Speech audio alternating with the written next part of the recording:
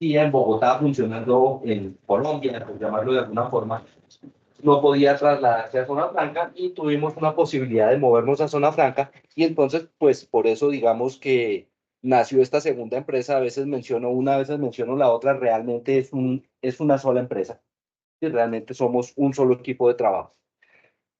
Antes de entrar en lo que tiene que ver con la charla, quisiera contarles quiénes somos. Pues nosotros somos una empresa nacional que trabaja con conocimiento nacional. Conmigo trabajan 7 físicos y 4 ingenieros, entre ingenieros mecánicos, ingenieros electrónicos, ingenieros de control, además de otro poco de personal que hace la parte operativa de la empresa.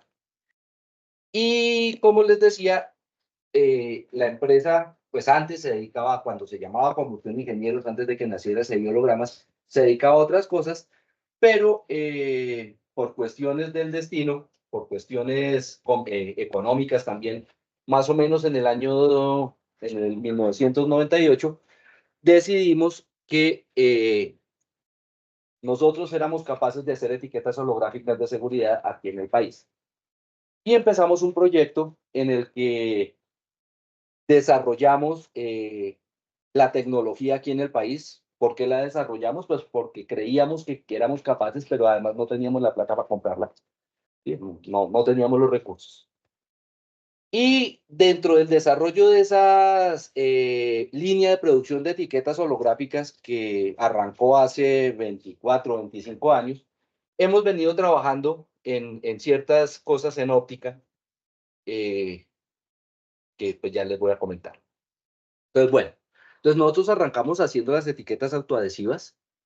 Eso implicó hacer un sistema óptico para hacer hologramas que pudiera ser utilizado para hacer producción industrial de etiquetas holográficas.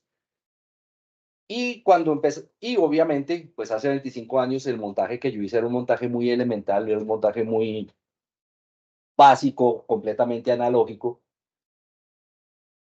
que en ese momento era capaz de producir las imágenes suficientemente buenas para vender en el mercado nacional, pero a medida que fue entrando la competencia, pues eso, pues ya nos empezaron a dar competencia a empresas europeas, empresas americanas, norteamericanas, y nos tocó empezar a trabajar en desarrollo de tecnologías para poder mejorar nuestras matrices holográficas, para poder mejorar la calidad de la imagen que una vez fabricada iba a ser convertida en etiquetas autoadhesivas. De ese trabajo salió una línea de producción que en este momento pues estamos replanteando un poquito porque la competencia internacional es muy complicada, pero salió una línea de trabajo con la que eh, empezamos a fabricar y a exportar desde aquí, desde el país, máquinas para poder hacer las matrices holográficas. Básicamente una matriz holográfica, lo que nosotros hacemos, hagan de cuenta, es una rejilla de difracción, pero que no tiene las franjas absolutamente paralelas, sino que tiene las franjas con una estructura adecuada, tal que cuando yo la ilumino de una forma correcta, veo una imagen que yo he prediseñado antes. ¿Sí? Entonces, pues esas rejillas de difracción, ¿cómo se producen? Se producen con un equipo que en algo se parece al equipo de litografía 3D de 2 fotones que nos mostraron en la charla anterior, pero pues nuestra tecnología no es de 2 fotones, es muy parecida más a la de un solo fotón, en la cual nosotros lo que hacemos sí es que hacemos una microproyección. Bueno, hay dos tecnologías. Hay una en la que se hace una microproyección del patrón de franjas que yo quiero que quede grabado en un fotorresist, que es un polímero similar al que él utiliza, donde forzamos la polimerización de este polímero y una vez se ataca ese polímero químicamente, entonces la rejilla de difracción queda en relieve. Entonces lo que nosotros empezamos a trabajar fue, bueno,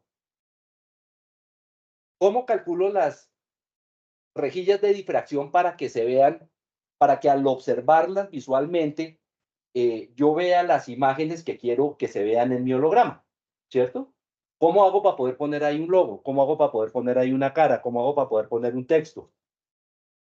Y a mí se me ocurrió, pues, que podríamos hacerlo si computacionalmente calculábamos las rejillas de difracción y desarrollábamos un equipo con el que pudiéramos hacer microimpresión de esas rejillas de difracción sobre el material fotopolímero necesario para poder continuar después con el proceso industrial de la producción de los hologramas. Entonces hemos hecho distintas máquinas, hemos hecho, tenemos ahorita, por ejemplo, unas máquinas con las que podemos hacer detalles del orden de 400 nanómetros y pues esas máquinas, como les decía, las hemos podido exportar a distintos países, básicamente en Asia. Pero durante el desarrollo de esas máquinas nos estrellamos con un problema y es, bueno, estamos haciendo diseño óptico. ¿Qué herramientas de diseño óptico podemos utilizar para diseñar nuestras máquinas? Y entonces empieza uno a ver, pues que sí, existen herramientas como el CIMAX, como el Oslo, bueno, hay un montón de software comercial que sirve para hacer diseño óptico, pero es un software que en algunos casos, en las versiones a las que teníamos acceso, no cumplían con los requerimientos que nosotros queríamos, y en otros casos, pues eran softwares absolutamente, pues son muy costosos. Una licencia de CIMAX, yo ahorita no tengo, no volví a preguntar, pero eso está del orden de 8 o 10 mil dólares el año de licencia para poder uno trabajar con ese software y poder hacer diseño óptico y para poder hacer simulaciones ópticas. Y pues a mí siempre me ha gustado esta filosofía del software libre, siempre he trabajado en Linux, siempre, sí, por ejemplo, las máquinas todas están basadas en Linux, hay mucho del software que está desarrollado en Python, y de ahí nació, perdón, ay, perdón un segundito, que aquí estoy. De ahí nació un proyecto, no, espérense, yo lo abro. Ah,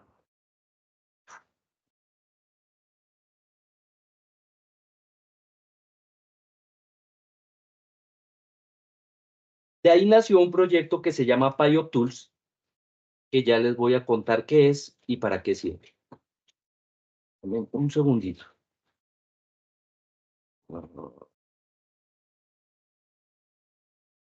No me lo está mostrando.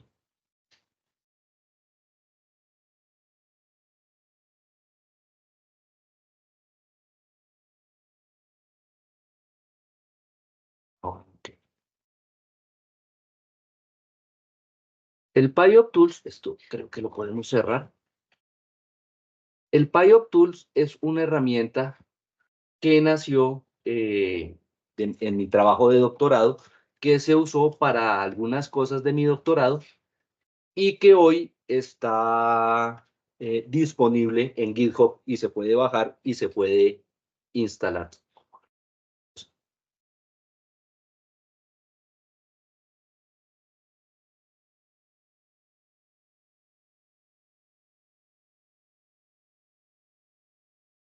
Es básicamente una librería que nos permite simular sistemas ópticos tridimensionales que hace trazo de rayos no secuencial. Eso quiere decir que uno pone las lentes, pone las fuentes de luz y les dice propáguense y él empieza a encontrar cuál es el recorrido de la luz en ese sistema óptico y que a partir de eso pues le permite a uno pues hacer simulaciones de óptica y cuando nació, que es lo primero que les voy a mostrar, pues nos permitía como verificar que los diseños ópticos que estábamos implementando funcionaran, pero se le han hecho otras cosas que les voy a mostrar más adelante, que nos permiten adicionalmente conectar eso con un sistema CAD para poder sobre el diseño óptico hacer el diseño mecánico de la óptica con la que yo voy a hacer mi experimento o con la que voy a hacer mi máquina. ¿Sí? Hay una cosa que se me olvidó mostrarles, perdón, que me pasé por el afán de brincar aquí, denme un segundito.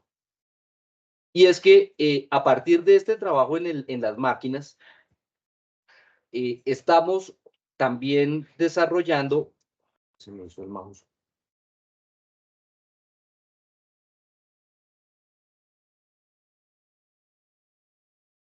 Las máquinas de nosotros inicialmente fueron máquinas que se fabricaban utilizando pues, los catálogos de óptica de Torlabs y de Edmund Optics. Eso para los primeros modelos de las máquinas fue lo suficientemente bueno, pero llegó un momento en el que cuando empezamos a disminuir el tamaño de las máquinas, a tratar de hacerlas más compactas, la soportería comercial no aplicaba a las dimensiones que nosotros queríamos hacer. Y entonces empezamos a ver, bueno, esto se puede fabricar, entonces fabriquémoslo, esto se puede fabricar, fabriquémoslo. Y, por ejemplo, las últimas máquinas que hemos desarrollado ya no utilizan soportería comercial. Las máquinas que nosotros hacemos, como les decía, pues son difíciles de vender y, por ejemplo, aquí en el país no hay una sola empresa que las necesite. Entonces, todo es venta internacional, es venta complicada. Estamos compitiendo con empresas europeas ahorita, que es bien difícil, pero ese trabajo nos permitió ver, oiga, venga, bajémonos un poquito de nivel y empecemos a hacer otras cosas. Y uno de los desarrollos que estamos haciendo hoy es que estamos haciendo soportería para óptica comercial. Estamos empezando a abrir una línea de producto de soportería óptica que pueda ser utilizada en los laboratorios de las universidades o en los laboratorios de los centros de investigación. ¿Y eso a partir de qué? Pues de la experiencia que adquirimos fabricando estas máquinas. ¿Sí? Y pues ahorita les voy a mostrar con el software con el que hemos hecho todo. Entonces, bueno, listo. Entonces, el PyOptools nació como una librería, como un módulo para Python que me permite hacer a mí diseños ópticos. Ese módulo para Python se puede utilizar después de estar instalado en un notebook de Jupyter. Los que han hecho cosas en Python saben que alguien escribió un intérprete que se llama IPython, que además creo que el director del proyecto es un colombiano paisa, si no me acuerdo mal, y eso ha venido evolucionando hasta que nació, si ya les muestro,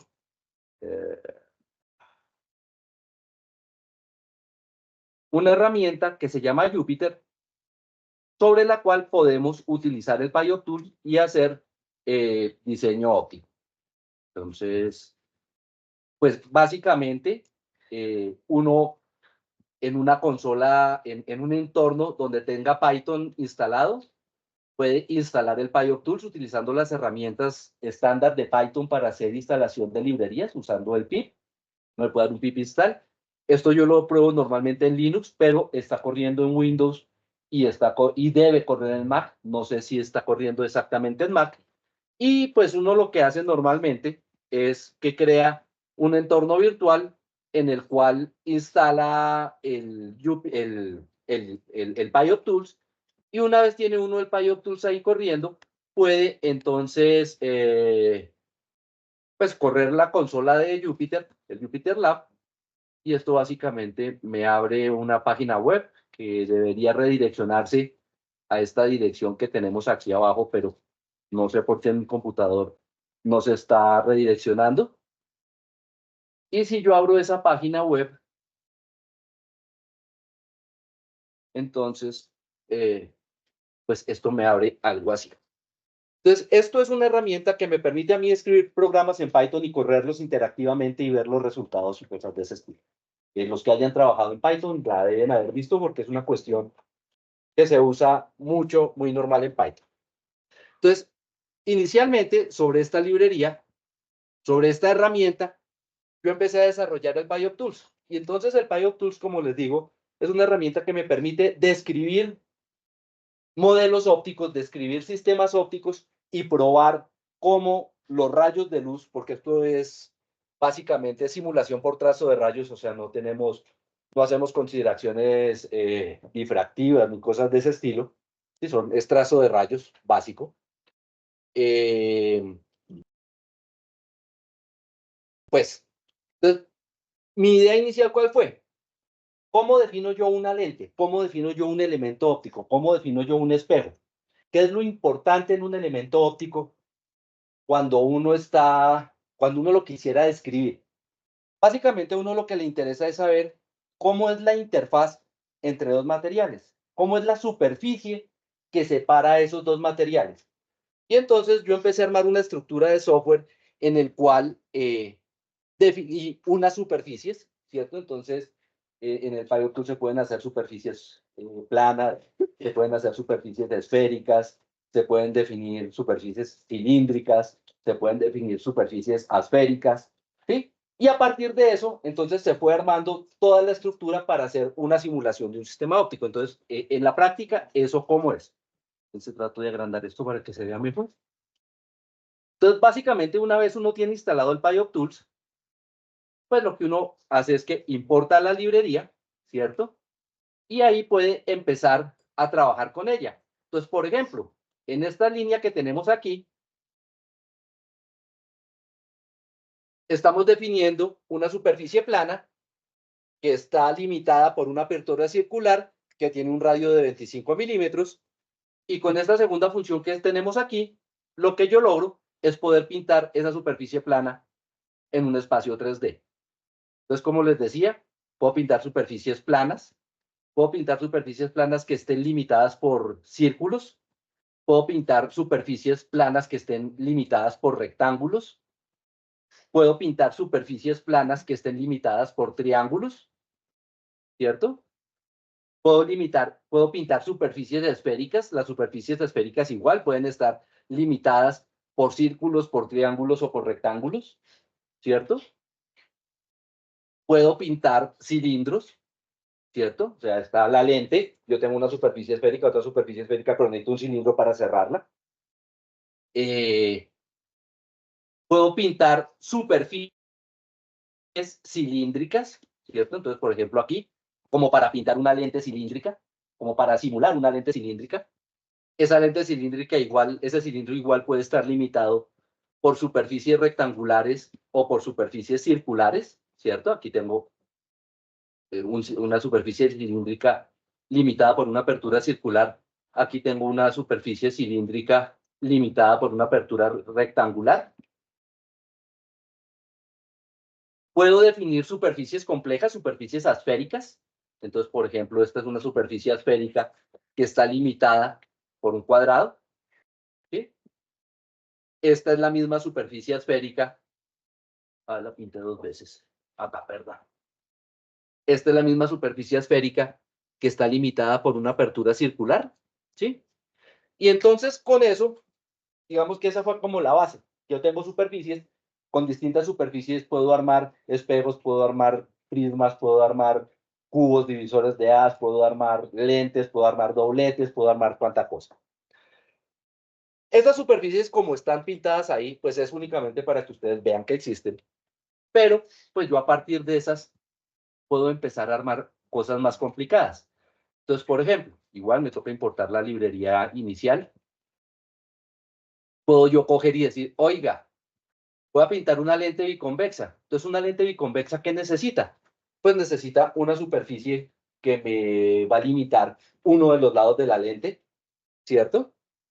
Necesito otra superficie que me va a limitar el otro lado de la lente, ¿cierto? En este caso, aquí yo qué le estoy diciendo, que es una superficie esférica que tiene una forma que está limitada por un círculo de radio 50 y que la curvatura de esa superficie esférica, o que el radio de curvatura son 200 milímetros, ¿cierto? Entonces tengo dos superficies esféricas y tengo un cilindro, que sería la de este lado, y un cilindro para cerrar, ¿cierto? Que tiene el mismo radio, también 50, y que tiene una longitud de 10 milímetros, que sería la distancia entre las dos superficies de mi lente. Y con eso, entonces yo puedo empezar a crear componentes. Y entonces aquí yo aquí, ¿cómo armo una componente? Pues una componente la puedo armar como una lista de superficies donde les doy las posiciones en el espacio tridimensional a cada una de esas superficies, donde le doy la orientación en el espacio tridimensional a cada una de estas tres superficies. Es algo similar a los ángulos de Euler de rotación para poder posicionar en cualquier dirección. Y le digo de qué material está hecha mi componente. ¿Y por qué es importante decirle el material? Pues porque los distintos materiales tienen distintas formas de dispersar la luz de acuerdo a la longitud de onda. Entonces, pues las curvas de dispersión del BK7 son diferentes a las curvas de dispersión del SF2 sí, al cuarzo, a los distintos materiales. Entonces, yo en el material puedo hacer dos cosas, o definirle un material o darle un índice de refracción fijo para que él no tenga en cuenta y para todas las longitudes de onda utilice el mismo índice de refracción, ¿cierto? Y entonces cuando yo hago eso, entonces ya puedo definir, perdón, que no he corrido esta celda, y ahora sí.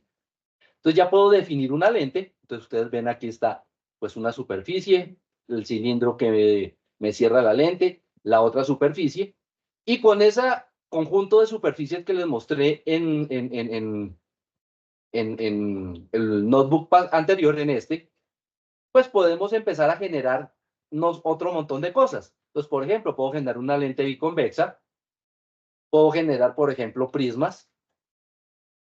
¿Sí? Bueno, podemos generar prismas.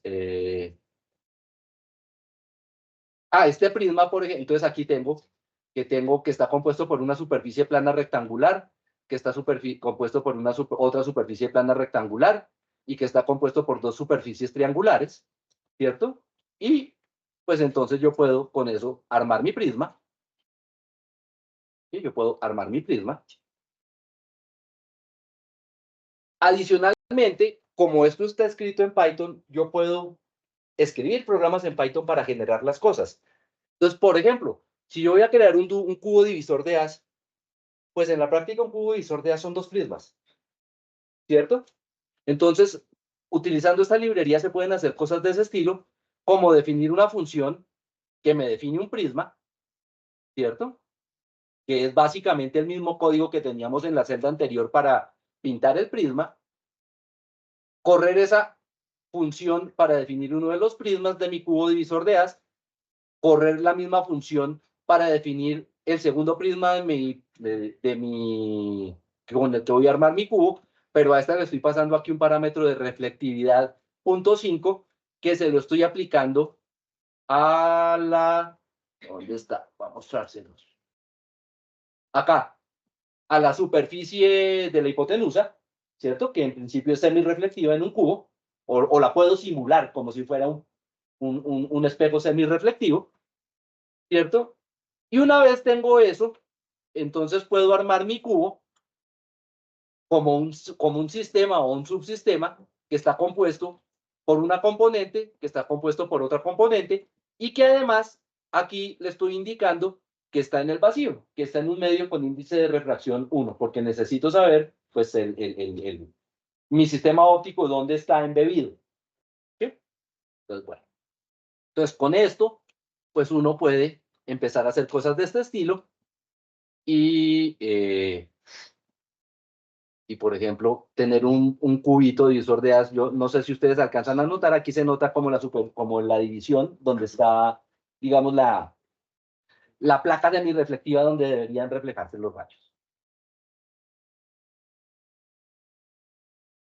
Bueno, adicionalmente a eso, pues hay un poco de elementos ópticos estándar que no vale la pena definirlos a partir de superficies, sino tener funciones que me los generen de una vez porque son estándar, lentes cilíndricas, dobletes, el mismo cubo divisor de haz, los prismas, ¿sí? Entonces, este sistema, esta librería tiene definido, bueno, que yo puedo definir aquí una lente esférica donde digo cuál es el radio de la apertura, donde digo cuál es la curvatura de la superficie 1, donde digo cuál es la curvatura de la superficie 2, donde le digo cuál es el espesor en el centro de la lente, donde digo con qué material está fabricada esa lente, y entonces pues ahí podemos generar en nuestro sistema óptico lentes de manera mucho más fácil, porque no me toca poner a hacer una superficie, otra superficie, otra superficie, pegarlas, sino que ya tengo ese código predescrito. Pero además usted me dice, bueno, no, pues sí, tan chévere, podemos pintar lentes, pero eso no tiene mayor sentido. Yo puedo coger esas lentes y posicionarlas dentro de un sistema óptico y además definir fuentes de luz. Y por ejemplo, esta es una fuente de luz, esta R es una fuente de luz que está compuesta por 1, 2, 3, 4, 5 rayos que están todos arrancando en el origen de coordenadas de mi sistema óptico, que tienen distintos vectores directrices y que en este caso todos tienen una longitud de onda de 650 nanómetros, ¿cierto? Puedo adicionar esos rayos a mi sistema óptico y puedo propagarlos y puedo obtener cosas de este estilo.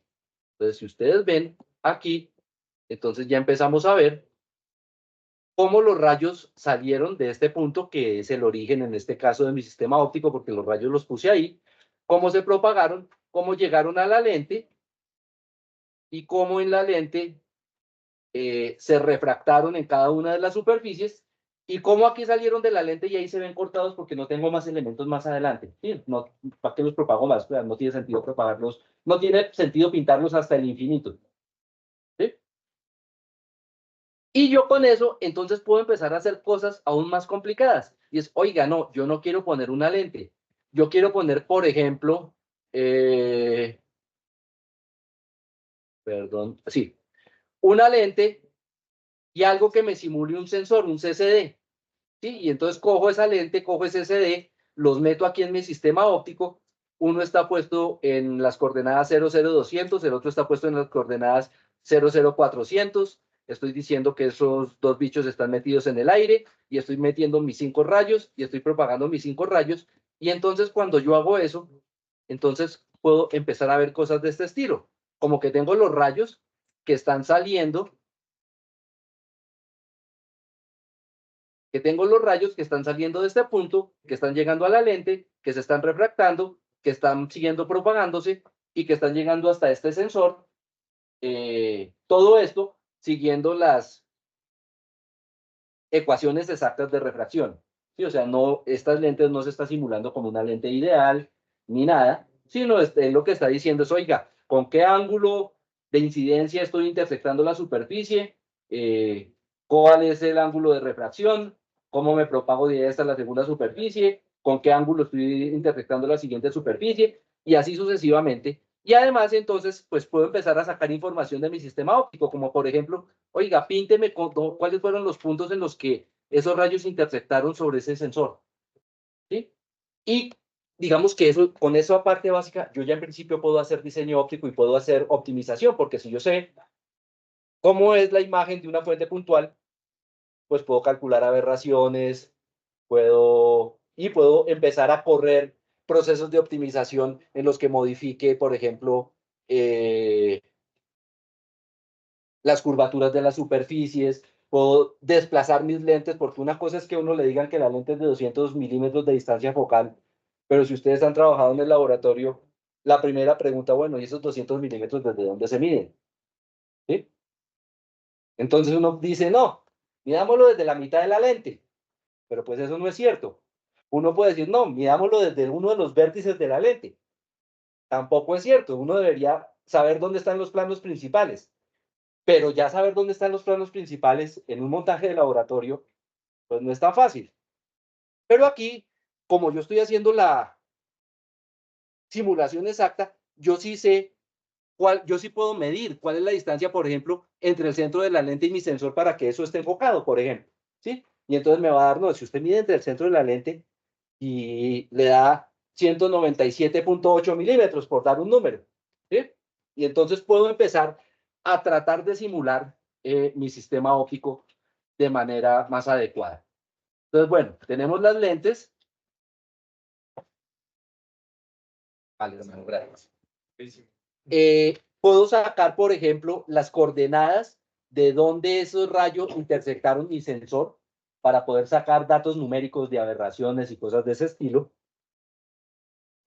Bueno, puedo además poner otro poco de elementos, como por ejemplo aperturas. ¿cierto? Entonces yo puedo coger y decir que tengo una lente, que tengo un sensor y que tengo una apertura que tiene una forma circular exterior con un radio de 20 milímetros y que la apertura como tal tiene un radio de 5 milímetros y que también es circular. Y puedo empezar a utilizar eso en mi montaje óptico. Entonces, por ejemplo, si ustedes ven, los rayos que están llegando aquí al borde de la apertura no están pasando. Este que está pasando aquí por el centro sí está pasando. Una de las limitaciones que tengo en este momento, y eso no lo he trabajado porque no es una cosa importante, pero es que la apertura no se pinta, ¿sí? El hueco de la apertura no se está pintando como tal, pero sí los rayos que quedan por fuera de la apertura no pasan, los que quedan por dentro de la apertura sí pasan. O sea, la simulación sí funciona, pero la parte gráfica no está funcionando. Puedo, por ejemplo, hacer bloques de vidrio con los cuales, por ejemplo, si ustedes ven, aquí está entrando el rayo, se está refractando en esta superficie, aquí baja en diagonal, aquí vuelve y se refracta, y aquí, o sea, como que el rayo se desplaza para simular esos efectos de desplazamiento. Eso lo hice, por ejemplo, en este caso está rotado pi octavos, ese bloquecito, pero yo le puedo decir, no, sabe que no lo quiero rotar, déjemelo derecho. Y puedo volverlo a propagar, y entonces pues ahí me da lo que me debía dar, y es que el rayo pasa derecho. ¿Sí? Bueno, existen, por ejemplo, también los prismas de ángulo recto, que ya vimos cómo se arman, pero están aquí están como un elemento adicional. Y entonces, por ejemplo, ustedes pueden ver aquí un prisma de ángulo recto que está funcionando como retroreflector, porque aquí entró el rayo perpendicular a esta superficie, entonces digamos que no se refractó, pero al llegar a esta segunda superficie y tener en cuenta que el índice de refracción del medio es 1, que aquí no está puesto, pero si no está puesto por defecto es 1, y que el material es BK7, hay reflexión total interna, y entonces eso funciona como un retroreflector. ¿Sí? Todas esas cosas el sistema las hace. O puedo, por ejemplo, tener espejos y divisores de haz. Entonces, por ejemplo, aquí tenemos, los colores no ayudan, los colores no ayudan. Por ejemplo, ustedes pueden ver aquí que tenemos un rayo que está pegando en esta superficie de este bloquecito y hay un parte del rayo que pasa derecho porque es un divisor de haz, ¿sí? Parte del rayo que se refleja y llega aquí arriba, que está pegando en la superficie de atrás del espejo porque este espejo está mal posicionado en esta simulación, por ejemplo, porque está funcionando como un espejo de segunda superficie y no de primera superficie, ¿sí? Y ese se está reflejando y está saliendo aquí en esta dirección. Entonces, él tiene eso en cuenta y empieza a generar todos los recorridos de los rayos que se van a recorrer, que salen de la simulación. Y aquí tenemos, bueno, la simulación de un cubo divisor de haz, donde tenemos un rayo de luz que viene aquí, entra a mi cubo, pega en la superficie semirreflectiva del cubo, parte del rayo se refleja aquí a mano derecha, parte del rayo pasa a derecho y yo eso lo puedo meter en mis sistemas ópticos. Con esto, pues se pueden hacer cosas ya mucho más interesantes. Y es, por ejemplo, bueno, ya aquí tenemos como una repetición de lo que habíamos visto antes. Ay, ¿qué me pasó?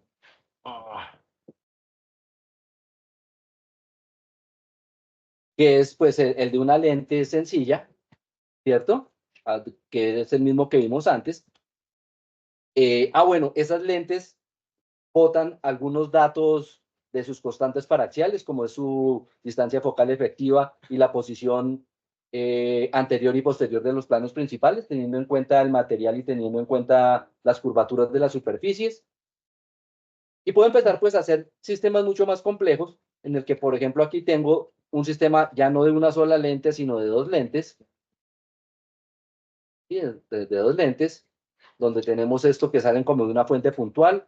Aquí en el centro están más o menos colimados y aquí al otro lado están como volviéndose convergentes. Este es este mismo sistema poniendo al final un detector para que... este me quedó duplicado. No, bueno, no. Por ejemplo, este primero, si ustedes ven, estoy yo definiendo aquí explícitamente los rayos uno por uno, pero si yo quisiera tener más rayos, la cosa se me complica. Aquí en este segundo ejemplo, yo sencillamente lo que hice fue que armé un ciclo for para poner los rayos, y entonces este sistema tiene muchísimos más rayos, ¿sí? Pero pues metidos, aprovechando que estoy metido dentro de un lenguaje de programación. En este, por ejemplo, podemos ya poner un detector al otro lado y ver cómo los rayos convergen hacia un punto, y podemos ver, por ejemplo, que la aberración esférica, bueno, que la aberración total de este sistema es grandísima porque la imagen de una fuente puntual no es un punto, sino tiene un área considerable. Puedo mirar cómo le pegaron esos rayos a mi CCD, a mi sensor, para poder hacer análisis numérico de aberraciones, ¿sí? Bueno, ¿qué más podemos hacer? Por ejemplo, esto es un ejemplo en el que se propaga, en el que yo tengo un sistema que está armado por un prisma de 60 grados, que lo armé a partir de las componentes, y, y tiene una lente y tiene un CCD, y estoy poniendo rayos que están saliendo todos del mismo punto, pero que uno tiene longitud de onda 450 nanómetros, otro 500, otros 550, otros 600 y otros 650, y entonces uno puede ver que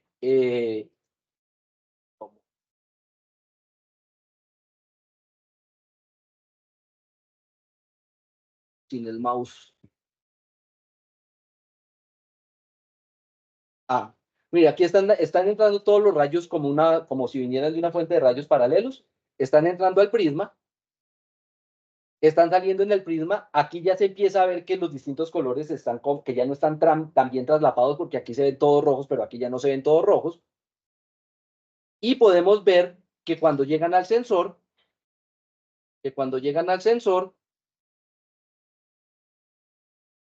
eh, y si tienes un mouse te agradezco porque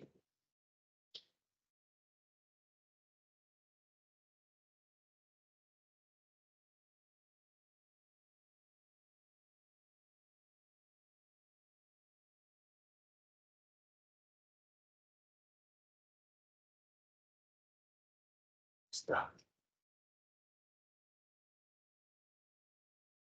Hasta para apagar, entonces, sí. Ahora sí. Entonces, si ustedes ven, aquí ya cuando llegan a lo que yo puse como mi sensor, están separados los rayos, tengo como varias imágenes puntuales, y estoy viendo el efecto de la dispersión cromática del prisma, pero además yo puedo ver eso en el diagrama de manchas de ese sensor, que lo puedo poner a color, y entonces puedo ver dónde pegaron los rayos rojos, dónde pegaron los amarillos, dónde pegaron los verdes, dónde pegaron bueno, como se llama este color, y dónde pegaron los azules violetas, ¿sí? Y puedo ver también que la lente enfocó diferente para las distintas longitudes de onda, por ejemplo, ¿sí? Que tengo, pues, tengo algún tipo de aberración cromática en mi sistema, ¿sí? Puedo hacer lo mismo, pero en lugar de utilizar una lente cilíndrica una lente esférica para enfocar, utilizar una lente cilíndrica, ¿cierto? Y entonces, cuando yo veo en el CCD, entonces ya no tengo puntos, sino tengo rayas, que es lo que uno vería normalmente en un espectroscopio de rejilla, ¿sí? Una cosa que es importante es que cuando yo armo mis sistemas ópticos, no es necesario que estén completamente cerrados. No es necesario que estén completamente cerrados. Ustedes, por ejemplo, ven que yo aquí armé una lente cilíndrica que tiene dos superficies, pero que no tiene el encierro. Realmente no importa, porque lo que importa es que los rayos interpreten por lo menos dos veces, o sea, que entren y salgan. El resto no importa, ¿sí? Esto es una cosa que me toca corregirle a este software, y es por lo menos para que le indique uno, oiga, pilas, que su simulación no es válida porque el rayo entró pegando por una superficie, pero salió por uno de los huecos que usted dejó. Y eso le hace falta, pero digamos que si uno ve los trazos de rayos, pues sabe que con este, por ejemplo, no hay problemas, ¿cierto? Eh, bueno, voy a mostrarles un par de ejemplos más. Este no vale la pena. Ya habíamos visto que la cosa funciona con reflexión total interna. Este es un ejemplito en el que tenemos tanto reflexión total interna como, por ejemplo, mire, aquí estos rayos se están reflejando. pero aquí están pasando a través del prisma porque los ángulos no corresponden a los de reflexión total interna. Adicionalmente, tiene el catálogo bastante completo de lentes de Edmund y de Thor Labs, porque pues normalmente cuando uno está en el laboratorio, pues uno tiene la lente, sabe la distancia focal, pero normalmente no sabe ni de qué material está hecho la lente y mucho menos los radios de curvatura de las superficies, ¿cierto? Y ponerse a meter esa información en cada simulación, pues es hartísimo. Y pues nosotros usamos, no sé ustedes aquí, pero por lo menos nosotros, casi toda nuestra óptica, eso de Torlabs o de Edmund, ¿cierto? Entonces yo metí el catálogo de lentes y entonces yo puedo decirle, oiga, sáqueme la lente 45-408 y la lente 45-407 de Edmund, póngamelas en unas posiciones adecuadas, póngame una fuente puntual, que en este caso ya no la estoy armando como los rayitos independientes, sino esto es una fuente puntual cartesiana que tiene unas características y puedo propagar eso en el espacio y entonces puedo hacer ya cosas de este estilo. Entonces, si ustedes ven, por ejemplo, la lente, las dos lentes, la 408 y la 407 de Torlabs, ya no son lentes cilíndricas, sino son dobletes acromáticos. Y entonces, pues esto ya está funcionando como si fuera un doblete acromático. Y entonces también veo que el punto que me enfoca es un punto mucho más bonito porque es un doblete corregido. ¿Sí? Todas esas cosas funcionan más o menos bien. Puedo poner las lentes torcidas y ver el efecto de que mi lente no esté perpendicular al eje óptico, sino que esté inclinada. Puedo poner varios divisores de haz. Miremos los ejemplos, no voy a entrar en mucho detalle en ellos, pero entonces aquí tenemos, entonces por ejemplo, aquí tengo que hay un cubo, ay, ¿qué pasó? Está. Sí, pero la lente no está perpendicular, la lente está inclinada, y entonces la imagen ya no es una imagen puntual, sino es como alargada, eso de tener una coma grandísima, algo de ese estilo, porque el sistema está desalineado, pero esas cosas se pueden simular. Y pues puedo meter muchos espejos y muchos divisores de haz y muchas lentes, como ustedes ya vieron en otros ejemplos. Y entonces, por ejemplo, aquí, por ejemplo, tenemos una fuente puntual, una lente colimadora, está entrando aquí a un cubo. Entonces, en este cubo tengo parte del RAS que pasa derecho, parte de las que va para arriba. Esa parte de las que va para arriba pasa a través de una segunda lente que la enfoca. Esos haces que están enfocados entran en un segundo cubo y vuelven y se dividen. Y puedo yo hacer eso pues espacialmente y tridimensionalmente. Y entonces eh, puedo darme una idea de mi sistema, cómo se comporta y cómo funciona. Pero ustedes me dirán, bueno, y eso para hacer un diseño en serio está terriblemente complicado. ¿Sí? Esa vaina así es muy difícil de usar. Porque tiene uno que saber un montón de información y porque encontrar los ángulos de rotación y encontrar las posiciones y todo eso es muy, muy, muy, muy, muy difícil. ¿Sí? El sistema funciona, el sistema propaga, el sistema hace todo, pero eso en la práctica dice uno, bueno, miércoles, ¿cómo hago yo un diseño con eso y cómo, listo, sí, yo hago una simulación, pero ¿cómo hago para que mi trabajo sea mucho más efectivo? Entonces, para eso, eh, una de las cosas en las que hemos trabajado es en la interacción de esa librería con un software que se llama FreeCAD.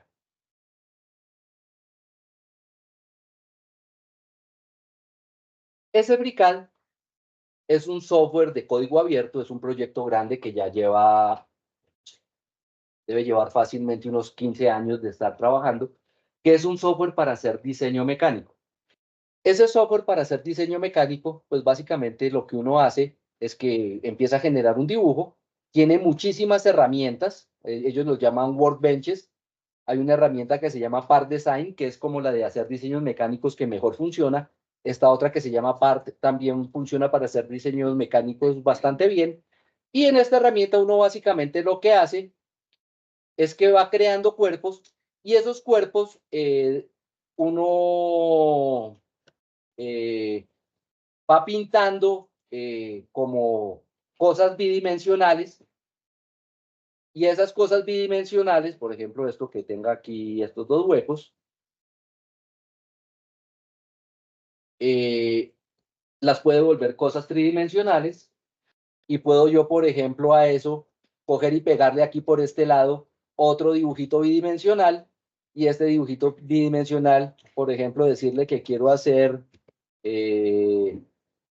unos rayos. Esto tiene un montón de herramientas para poder definir dimensiones, para poder definir alineaciones, para poder definir todo eso, ¿no? Que no las estoy teniendo en cuenta, pero pues que se pueden utilizar. Y entonces yo puedo coger esto y decirle, ¿sabe qué? Eso ábrame ahí un hueco, pero el hueco aquí, por ejemplo, está de 5 milímetros de profundidad y yo no quiero mi hueco de 5 milímetros de profundidad, sino que vaya a través hasta el otro lado. Y entonces, miren, aquí aparecieron los huecos. ¿Sí? Entonces, con eso yo puedo armar piezas sólidas mecánicas y puedo hacer planos de esas piezas sólidas mecánicas y puedo sacar, por ejemplo, el G-code necesario para utilizar eso en un CNC y fresar la pieza y tener la pieza final de acuerdo a mi diseño. Y esto, pues, una de las cosas que se hizo, pues, toda esta parte no es mía, esa parte es la que viene normal con el software. A esto yo le hice un módulo que se llama PyOpTools Workbench. Ese PyOpTools Workbench, básicamente, lo que me permite es poner componentes. Entonces yo puedo coger aquí y poner una lente esférica, ¿cierto? Él me pregunta más o menos las posiciones y las coordenadas de dónde yo la quiero, de qué vidrio lo necesito, por ejemplo, de shot, no sé, K10, por decir alguna cosa, cuál es el diámetro, cuál es el diámetro del centro de la lente, cuál es la curvatura de las dos superficies, esta, pongamos la más grandecita para que se vea mejor. Y yo puedo coger y entonces pintar mi lente ahí en el espacio y ponerla. Pero además, no solo puedo hacer eso. Yo puedo coger y decirle, oiga, póngamele esta vaina, una fuente de luz, pongamos una fuente de rayos paralelos, que esté un poquito desplazada con respecto a mi lente, por ejemplo, menos 50, menos 60, ¿cierto? Y puedo, entonces él me pone que aquí tengo mi fuente de rayos, que aquí tengo mi lente, y yo puedo decirle, ¿sabe qué? Propágueme eso. Y entonces él me propaga y me dice eso, ¿cómo va? ¿Cierto? Y entonces yo puedo coger y decirle a esto que me ponga un espejo, por ejemplo. Bueno, hagamos uno más fácil. Pongamos un cubo divisor de haz, de lado 50, de reflectividad 50%, que esté al otro lado, que esté por ahí a 40 milímetros de mi lente, ¿cierto? Entonces puedo limpiar el trazo de rayos y puedo volver a propagar. Y entonces puedo empezar así a simular y hacer ya en 3D mi diseño óptico. Y por ejemplo, yo digo, no, miércoles, ese cubo, yo lo quiero que no esté tan cerquita aquí al vértice. Entonces yo lo puedo coger, ¿cierto? Venir aquí, mirar las coordenadas, cambiar las coordenadas, o sencillamente le puedo decir, ¿sabe qué? Yo quiero que usted me lo deje arrastrar aquí. Run, y además, ¿sabe qué? Rótemelo un poquito, ¿cierto? Y entonces ahí ya mi cubo me quedó rotado, me quedó posicionado, y entonces yo puedo coger y decirle, oiga, quíteme los rayos, vuélvamelos a propagar, y entonces ahí está teniendo en cuenta que el cubo está inclinado y que la cosa está funcionando. ¿Y esto qué tiene de interesante? Esto lo que tiene de interesante es que, por ejemplo, yo puedo hacer cosas de este estilo. Yo puedo, ¿dónde tengo eso? Pa, pa, pa, pa, pa.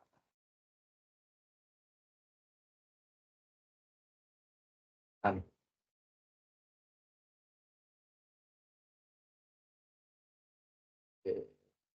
Entonces, ¿dónde está? Los proyectos. Por ejemplo, yo puedo coger y decir eh, que quiero simular un interferómetro de Michelson, ¿cierto? Que yo puedo aquí propagar mi interferómetro de Michelson y saber cómo está funcionando. Entonces aquí tengo mi fuente de luz, tengo un cubo divisor de haz, aquí tengo una placa de lambda cuartos, aquí tengo otra placa de lambda cuartos, aquí tengo un espejo que me está devolviendo los rayos, aquí tengo el segundo espejo, y aquí tengo un sistema para hacer medición de por cuadratura, sacar señal seno coseno del interferómetro y, por ejemplo, poder hacer metrología con eso. Y a partir de esto yo puedo empezar a jugar y armar mi sistema óptico. Yo puedo coger y decir, ¿sabe qué? Yo quiero coger y armar mi sistema óptico con una herramienta que tiene el PyOptools, que esa no la hice yo. Y entonces vamos a coger y vamos a pegar. No, me toca darle un nombre primero a esto, sí. Esto. Entonces yo puedo coger y puedo decirle que voy a pegar mi sistema óptico. Mi sistema óptico era este. No, este no era. Mi sistema óptico era este. Y entonces yo ya tengo ahí mi sistema óptico en el espacio. Aquí estoy jugando con la parte mecánica, no puedo hacer simulaciones, pero esa es la misma simulación que yo tenía aquí. O sea, es la misma distribución de componentes que yo tenía ahí. Y puedo decirle, ¿sabe qué? Este bicho no es así si no está montado en un soporte de Torlabs de alguno, por ejemplo. Y entonces yo puedo venir aquí y decirle, bajar de la página de Torlabs los STL de ellos y decirle, oiga, yo quiero coger y pegar ahí, por ejemplo, que eso está montado en un soporte de CM5L05 de Torlabs. Y entonces yo puedo coger y decir, ah, mire, ese es mi soporte.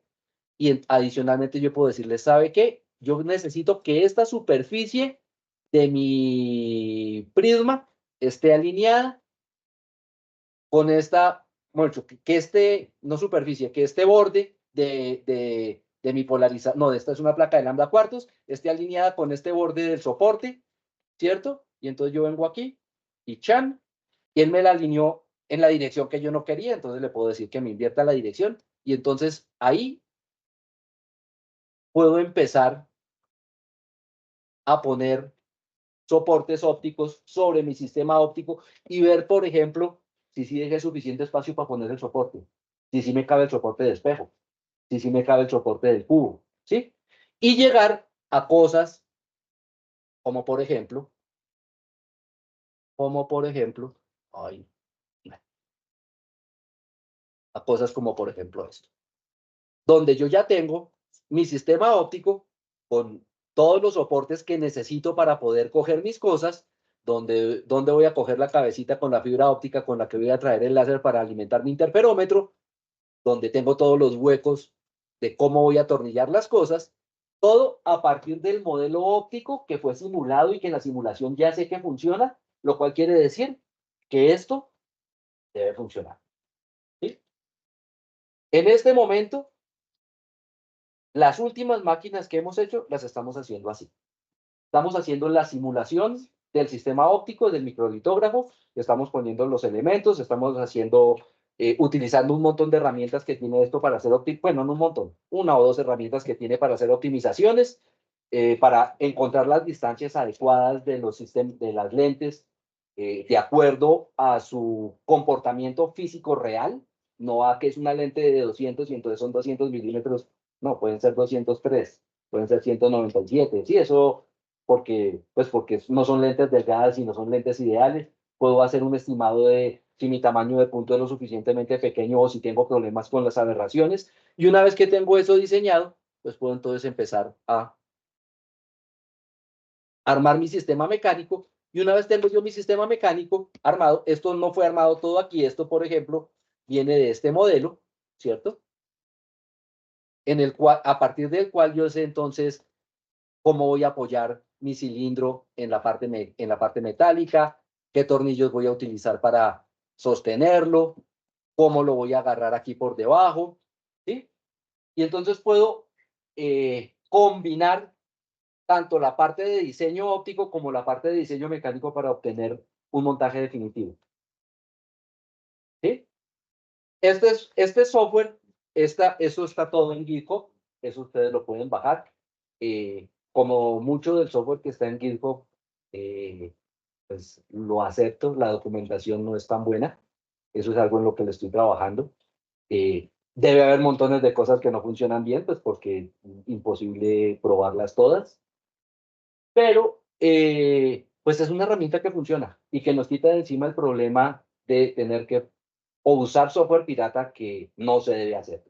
O sea, yo sé que en muchas ocasiones uno se ve obligado y todos lo hemos hecho, pero esa vaina no se debe hacer. Eso no se debe hacer. ¿Sí? Y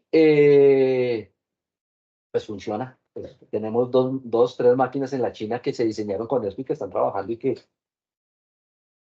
teníamos muy poquito tiempo para el diseño y fabricación. Y entonces, pues como hacíamos originalmente, que era armar en un barco óptico y empezar a tomar medidas, pues esta vaina es imposible de hacerlo en corto tiempo, es muy, muy complicado. Lo hicimos con esto y pues la cosa no está funcionando.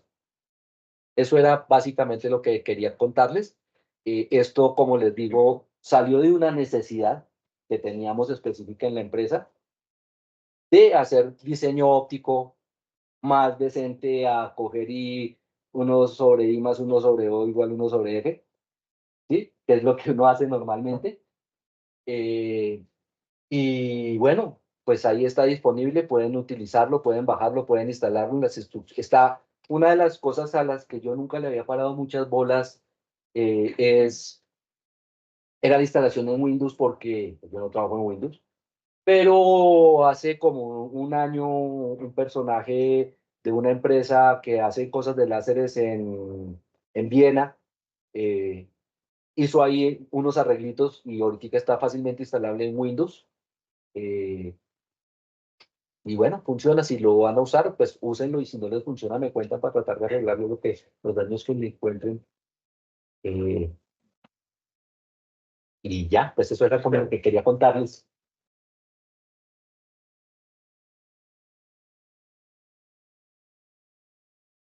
Bueno, muchas gracias, profe Ricardo, por tu charla, muy interesante todo. Abriríamos una primera ronda de preguntas. Es 1, 2, 3 por acá, 4. Vale. Buenas tardes, pues pues volviendo ya a la cuestión de las impresoras holográficas, en particular su empresa, la empresa familiar en que está, ¿cuántas hacen al año? No, hermano, poquiticas. ¿Cuánto puede valer? ¿A qué países se lleva? Y la otra, y ya uno va a conciertos, ya va uno al estadio y prácticamente la boleta física se está desechando, no sé si de acuerdo de que esos hologramas que aparecían, qué tanto ha decaído todo eso con estas nuevas tecnologías, con los códigos, con R, con todos estos códigos, sigue siendo muy necesaria toda la cuestión holográfica, ha disminuido o eso no ha impactado mayormente el mercado de todas estas impresiones con estas tecnologías. Bueno, arranquemos por el final. Eh, Obviamente, todo lo que tiene que ver con trazabilidad, códigos QR y autenticación digital, pues es una tecnología que hasta hace unos años no era viable porque pues, uno no tenía internet en todas partes. Pero hoy, pues no hay nada que hacer. Entonces, en la parte de eventos, eh, digamos que la parte de ponerle un holograma a la boleta ya no es tanto como cuestión de seguridad para el que hace el evento como para el que compra la boleta. ¿Sí? Si usted compra la boleta en la taquilla, pues no hay problema. Pero hay mucha gente que no compra la boleta, que la reventa. ¿Sí? Para que no lo tumben en la reventa es para la cual esas cosas como el holograma podrían servir. Porque pues usted no sabe qué debe decir el código QR para verificar si ese código QR es válido o no. No sabe si el código QR está duplicado o no. Sí, o sea, sí, sí, ya, sí. No, o hay 10 boletas con el mismo QR y cuando usted va a llegar a la entrada ya entró uno de los otros 9 y quedó uno fregado. Sí, entonces ahí es donde de pronto hay algo de eso. Pero sí, obviamente esas tecnologías de autenticación digital nos han dado duro. El otro problema que hemos tenido es que, pues, desafortunadamente, este es un país en el que no hacemos mayor cosa. Y las aperturas económicas que se han hecho no han estado bien enfocadas en el sentido en el que lo que han permitido es que las empresas grandes centralicen sus centros de producción en los sitios donde les sale más barato. Y entonces, por ejemplo, hace 15 años aquí había plantas de, no sé, 10, 15 laboratorios farmacéuticos. ¿Sí? Hoy no hay una o dos. ¿Sí? ¿Por qué? Porque les sale más barato eh, producir en México, que además están al lado de los Estados Unidos, y de ahí despachar a toda Latinoamérica. Y entonces, Eso nos ha afectado harto en la parte de etiquetas holográficas. Estamos mirando, buscando alternativas. Con respecto a las máquinas, estas máquinas son costosas. Originalmente las primeras máquinas que nosotros logramos vender fueron máquinas que se que se vendieron, pues que costaban o que cuestan del orden de 400, 500 mil dólares, que es un montón de plata. ¿Eso qué hace? Eso hace que no haya muchas empresas que las puedan comprar. ¿Sí? Para nosotros, ¿por qué eso ha sido bueno? Ha sido bueno porque nosotros logramos vender una máquina y tenemos la plata para sostener la gente 1 o 2 años mientras hacemos otro desarrollo. ¿Sí? Pero también es malo porque es que vender una máquina al año es muy difícil. ¿Sí? Vender una máquina cada 2 años sigue siendo difícil. Y ahorita se nos combinó una cosa que pues nos tiene apretados, nos tiene pensando qué hacemos. Y es que, pues, microlitógrafos en el mundo, empresas que hacen microlitógrafos hay varias.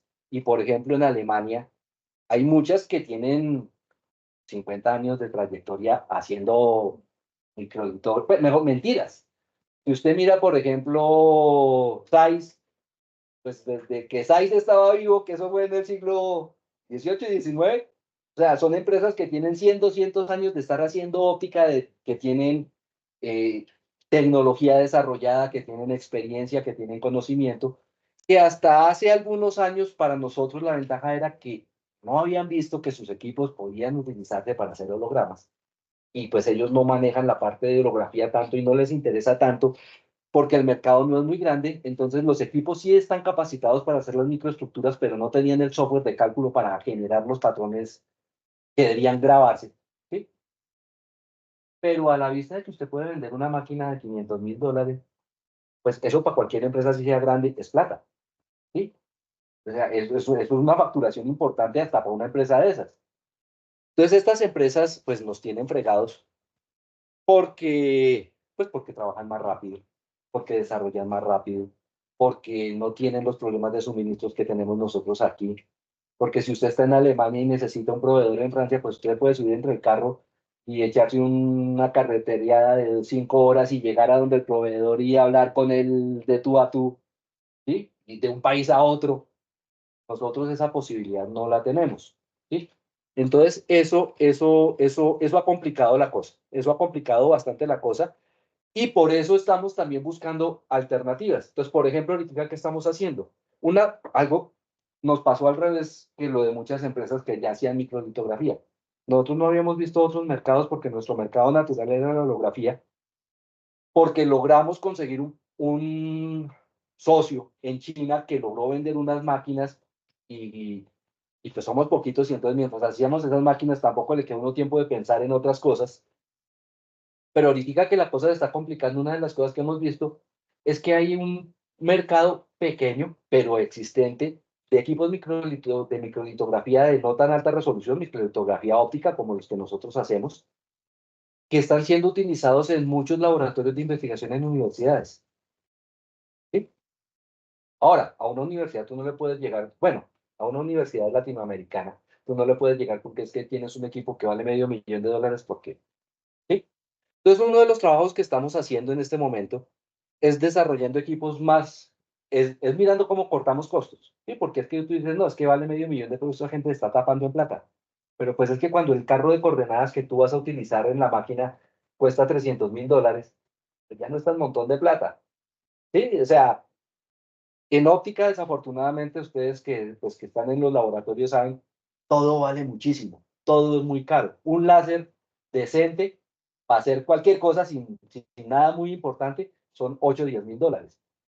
Un pinche láser de diodo, o sea, nada sofisticado, sí, nada especial. Consigue unos más baratos, pero entonces el modo transversal ya no es 0,0, sino bueno, están todos así torcidos, sí, ya no alumbran bonito, ya, sí, o sea, empieza uno a tener otros problemas.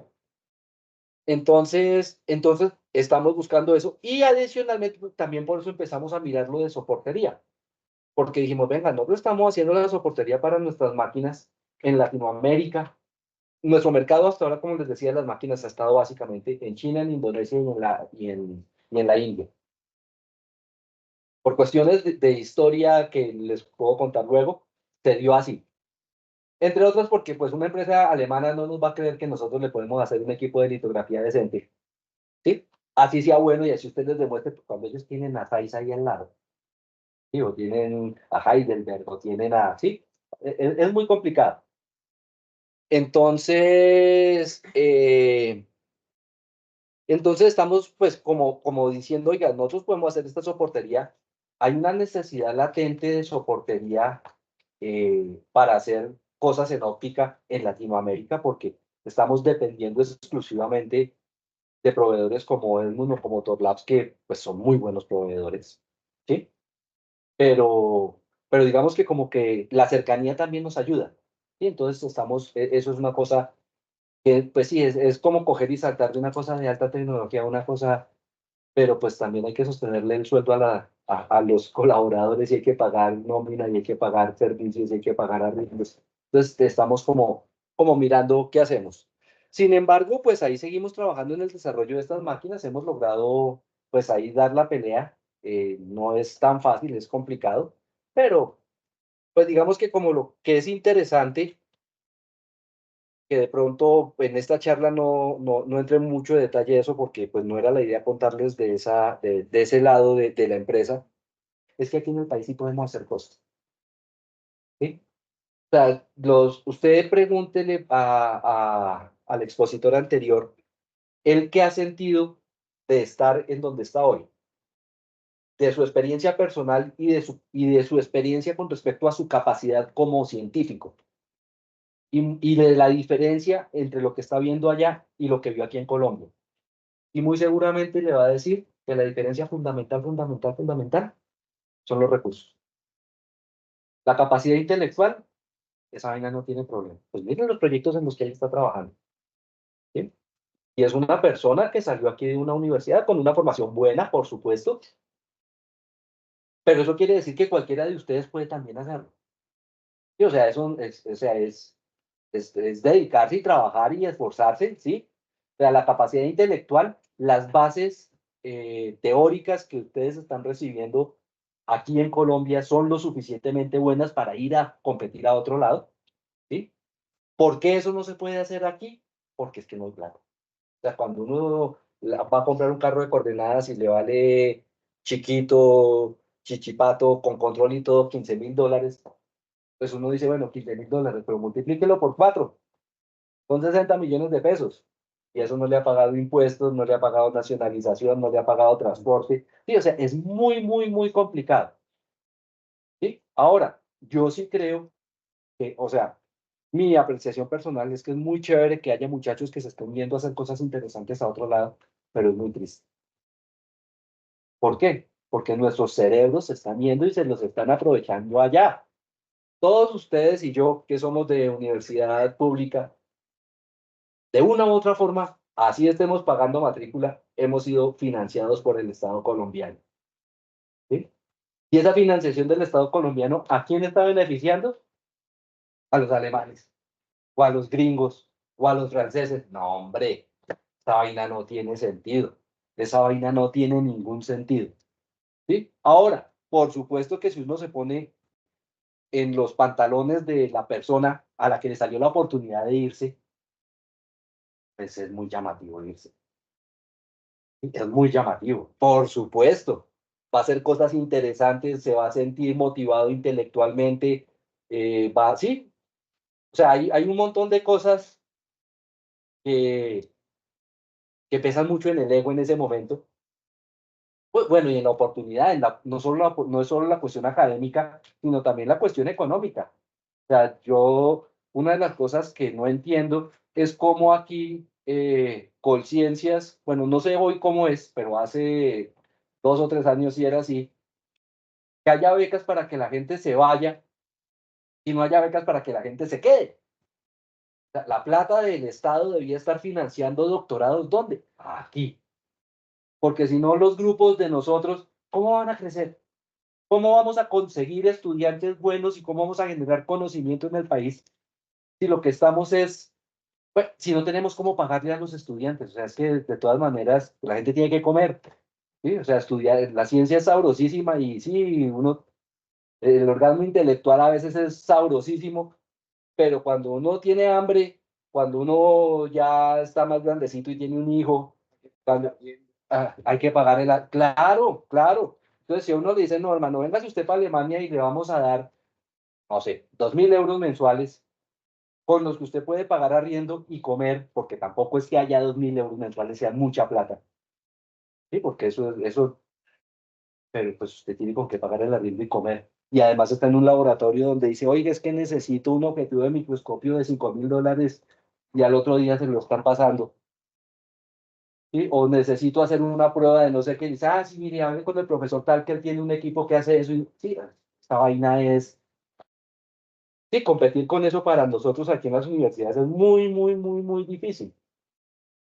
Pero pues sí, me parece que, pues que traten de quedarse y ayudar pues, a crecer este país. O sea, ya nosotros no pudimos, les tocó a ustedes, ya, sí, ya no fuimos capaces nosotros, ya les tocó a ustedes si en algún momento queremos salir de la olla. Ahora, obvio, hay que empezar pues, a pelear y a fregar porque necesitamos financiación.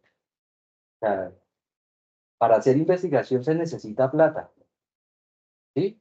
Y se necesita que la gente que aprueba los proyectos entienda que a veces los proyectos no tienen resultados tangibles a corto plazo. Pero si en un proyecto en un proyecto de aquí de la universidad se logran formar 15 doctores, eso no le sirve al país. Eso le sirve hartísimo. Que se formen resolviendo problemas nacionales, que se formen entendiendo las dificultades que tenemos aquí y que empiecen a pensar cómo las resolvemos, ¿sí? Pero pues eso es bien complicado. Miren, nosotros hace como 15 años, como en el 2000, sí, como en el 2008, 2007, le pasamos a Colciencias un proyecto diciéndole que queríamos hacer láseres. ¿Y qué era lo que queríamos hacer? Comprar los diodos, desarrollar una electrónica bien estabilizada para tener unas fuentes de corriente.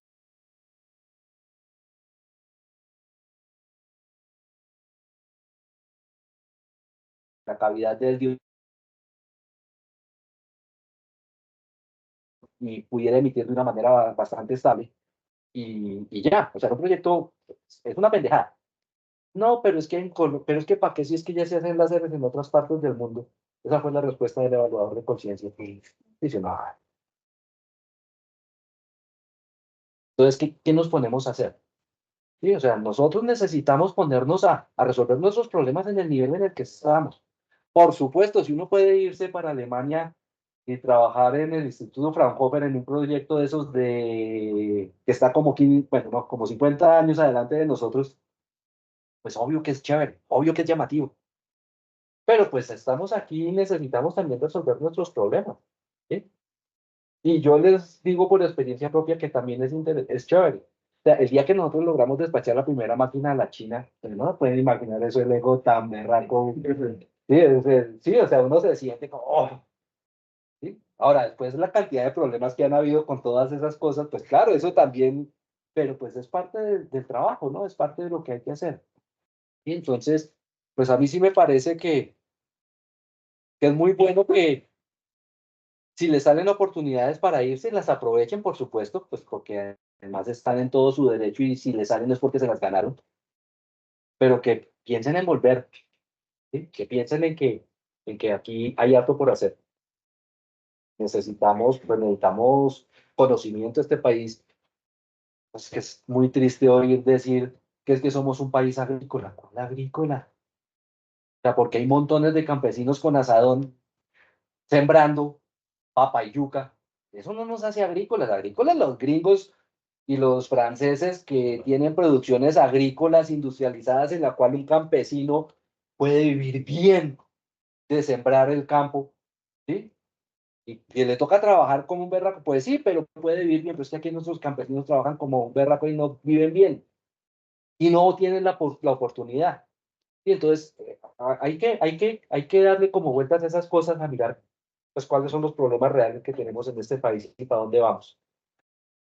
Gracias, profe. No sé qué más me ha preguntado, ya se me olvidó. Por cuestiones de tiempo, ya pues dejamos acá la conferencia. Entonces, pues espero que les haya gustado y despidamos por